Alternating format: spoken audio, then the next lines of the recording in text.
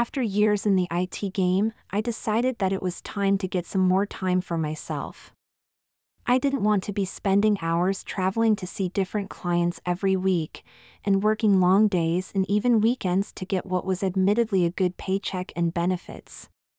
It was time to slow down a bit, with a good pension pot accumulated and the mortgage paid off. I decided something local would suit, and I'd always hankered after the fashion business, as I had a bit of a thing for ladies' clothing.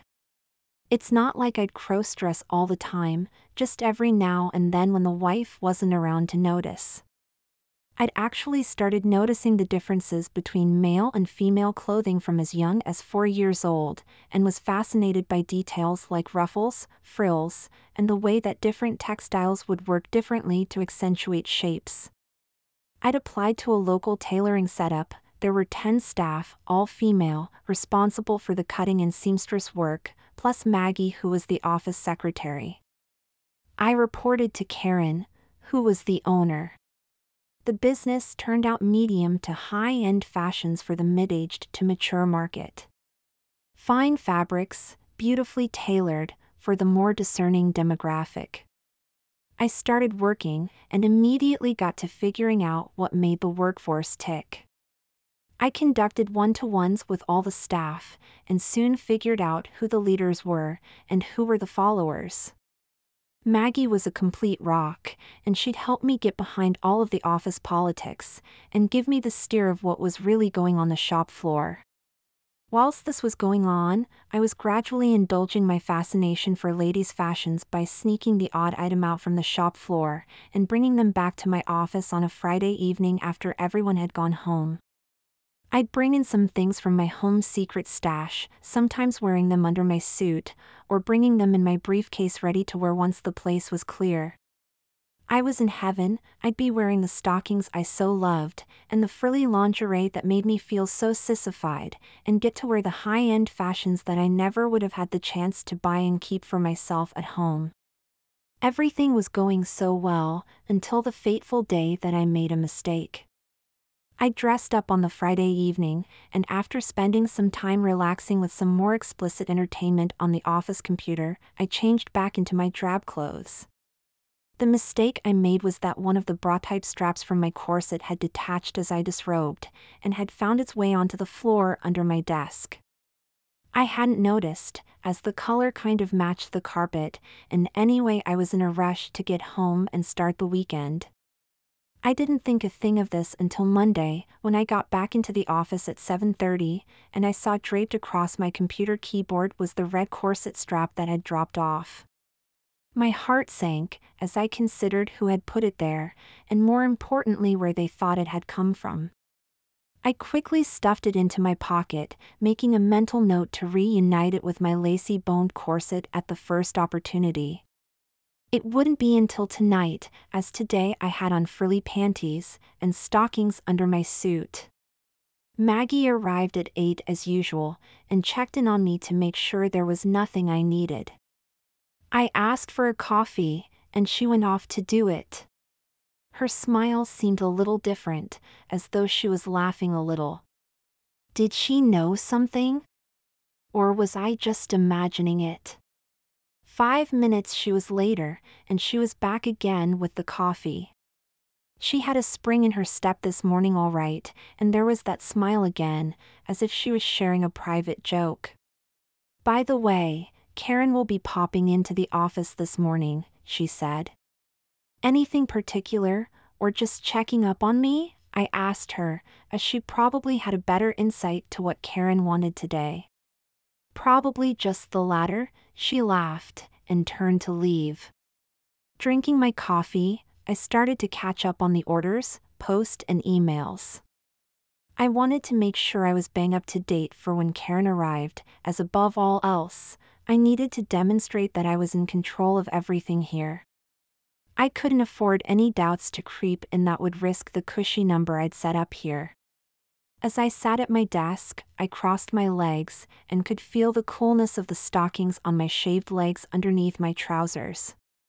As I shifted in my seat, I could feel the ridges of lace against me as I pressed into the seat on in my frilly lace panties. Things were starting to liven up in my panties, but I couldn't think about that now. Focus, I chastised myself, there will be time for that later. Time passed reasonably quickly with my head in the day-to-day details of running the business, and pretty soon 11 o'clock was here and in walked Karen.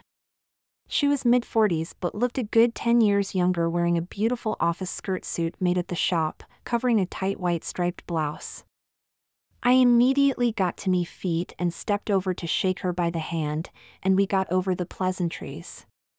As was usual, I gave up my seat at the main desk in the office, as she was the owner after all, and when she was at the shop, I deferred to her. I perched myself on one of the guest chairs, and crossed my legs. Damn, there's that stalking feeling again. So, what can I do for you today, Karen? I started, not being entirely clear of what her agenda for today's visit was. Well, Phil, she replied, I wanted to check in to make sure that the shop was running as it should, especially as I've been concerned about some of the behaviors I've become aware of lately, she added. Really? What behaviors are you referring to, Karen? I responded, starting to feel a bit uneasy. Well, to start with, I should explain that I needed to get some sales numbers to my accountant over the weekend, and so I came into the office to get them, Karen said.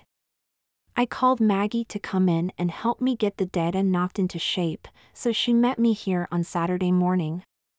The hint of a wicked smile on her lips, similar to what I'd seen on Maggie's face earlier.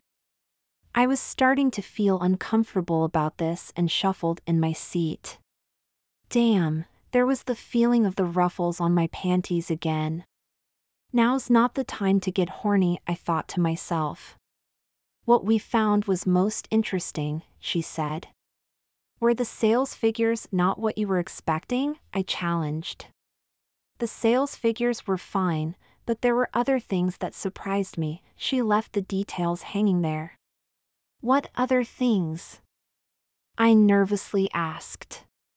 While I was here, I found a discarded piece of bra strap, or was it a corset? Quite distinctive these little devils are. The hooks slip through little loops on the material, so they are hard to mistake. I remained silent, starting to blush slightly, and hoping this wasn't going where I feared. I left it on the keyboard. Did you see it? She challenged me. Yes, I saw it, I replied. I was going to get rid of it, as I couldn't place where it was from. I lied. I initially made some incorrect assumptions of how it had gotten there, she added quickly. I initially thought you'd had one of the girls from the floor up here, and taken advantage of your seniority to gratify you sexually. I kept quiet, not wanting to incriminate myself. That's why I looked at your computer in more detail, to see if you'd been putting pressure on any of the staff. This was not good. What had she seen? She left me to hang for a few seconds before proceeding. I found your profile philosophy, the one at experienceproject.com, my heart sank, and I put my head in my hands.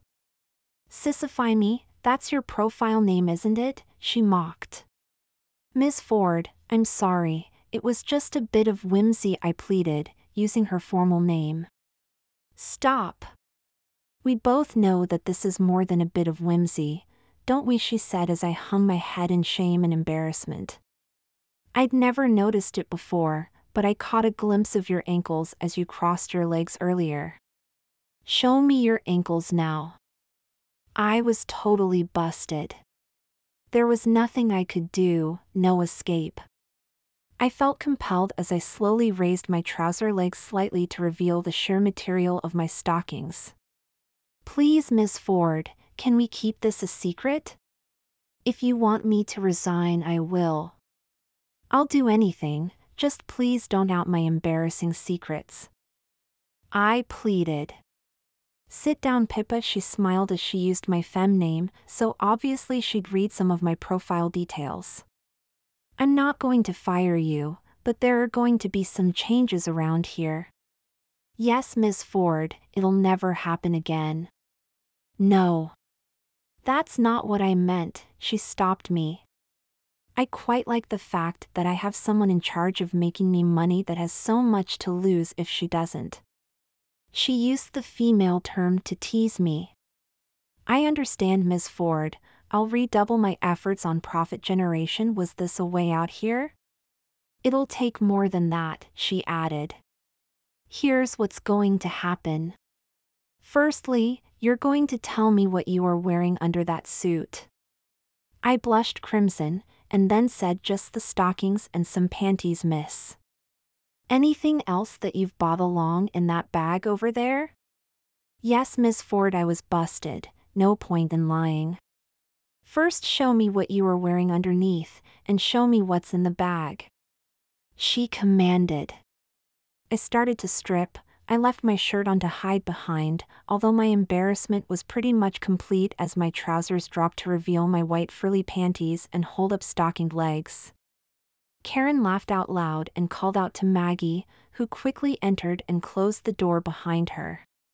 See, Maggie, it's true, everything we saw on the computer, she giggled at Maggie, and Maggie's sides started to shake with laughter. Okay, now put on whatever you have in the bag, said Karen.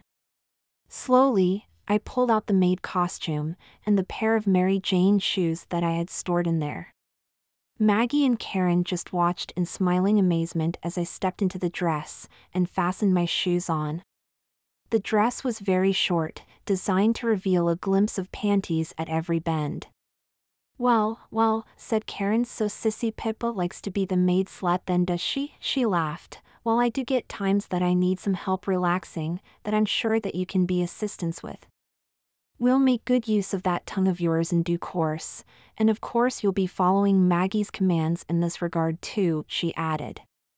But for now, I want it known that you'll be working a 6-day week from now on.